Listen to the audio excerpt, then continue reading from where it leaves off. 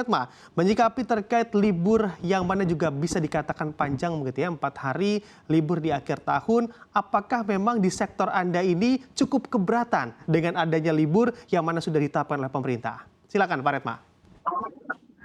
Ya, sebetulnya implikasi dari liburnya ya. Jadi ada 2 poin yang ingin saya sampaikan di sini. Yang pertama terkait dengan kinerja. Karena sebetulnya di satu sisi banyak perusahaan yang sudah jalan hanya seminggunya hanya 3 hari, hanya 4 hari gitu ya. Jadi libur ini sebetulnya tidak terpengaruh untuk satu perusahaan. Tapi bagi perusahaan kami di hulu itu sangat terpengaruh, terutama karena masalah transportasi. Ini kan kalau libur panjang biasanya transportasinya di stop ya, transportasi baik bahan baku. Ini juga mempengaruhi kinerja kami di hulu, karena kami posisinya memang utilisasinya hanya sekitar 45%, di bawah 50%, tapi itu jalannya 24 jam. Jadi beda karakternya antara hulu sama hilir. Kalau hilir bisa libur, betul-betul libur 2 hari gitu ya, atau 3 hari. Tapi kalau di hulu dia nggak bisa libur, meskipun utilisasinya juga sudah di bawah 50%, tapi kita nggak bisa libur. Nah, implikasinya adalah ketika transportasi dalam hal ini logistik, terutama bahan baku di kami, itu di stop. Nah, ini maka akan stop, jadi semuanya akan stop gitu. Nah, ini implikasinya di situ. Jadi di satu sisi kalau untuk hulu, industri tekstil hulu, itu merugikan. Di sisi lain untuk yang di hilir, di midstream, itu nggak terlalu terpengaruh gitu. Tantangannya ada pada logistik begitu ya, yang juga ikut terhambat karena memang adanya libur yang cukup panjang atau selama 4 hari nanti. Saya akan kembali ke Pak Retma.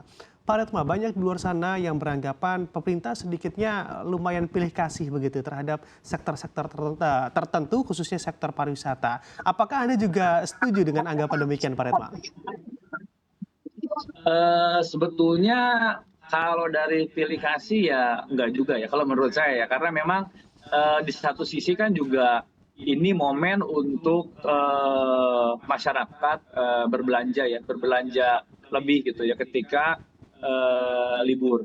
Nah, cuman harapan kami sebetulnya ada di belanjanya ini belanja siapa gitu, belanja produk siapa gitu. Karena yang jadi hambatan buat kami sebetulnya, kami irinya adalah ketika momen libur seperti ini masyarakat belanja barang lebih banyak gitu ya, tetapi yang banyak dibeli oleh masyarakat adalah barang-barang impor. Kalau kita kaitannya dengan tekstil, produk tekstil, baju-baju impor sangat banyak gitu. Nah, jadi ini keirian kami ada di situ gitu sebetulnya gitu ya. Di satu sisi memang ini menjadi momen masyarakat untuk belanja lebih, tapi produk-produk yang dibelanjakan, yang dibelinya adalah produk-produk impor. Nah, ini satu sisi. Di sisi lain, kalau dalam posisi normal biasanya ini sangat mengganggu, dari hulu sampai hilir sangat mengganggu. Tapi seperti saya tadi katakan, ini kan posisinya nggak normal ya. Kita produk-produk impornya terlalu banyak di pasar, sehingga kita produksi hanya seminggu jalan 3 hari, ada 4 hari gitu ya. Nah,